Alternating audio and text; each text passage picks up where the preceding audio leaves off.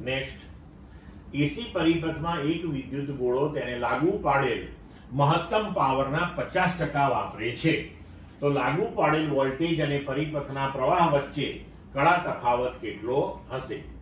A π/6 radian, B π/3 radian, C π/4 radian અને D π/2 radian.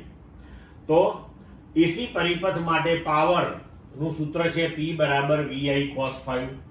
તો મહત્તમ પાવર જ્યારે cos phi 1 થઈ જશે ત્યારે મળે, તો મહત્તમ power P maximum = V * I.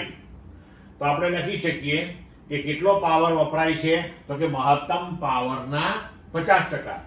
તો વપરાતો પાવર P = 50% એ મહત્તમ પાવરનો, અને VI મહત્તમ પાવર છે એટલે એને P max લખી નાખીએ ઇન્ટુ cos phi. તો બંને બાજુએથી P maximum કેન્સલ થઈ જશે, 50% એટલે 1/2, તો cos phi = 1/2, તો phi થઈ જશે આપણો 60 ડિગ્રી, એટલે કે π/3 રેડિયન, એટલે કે વિકલ્પ પ્રમાણે આપણો જવાબ થશે B.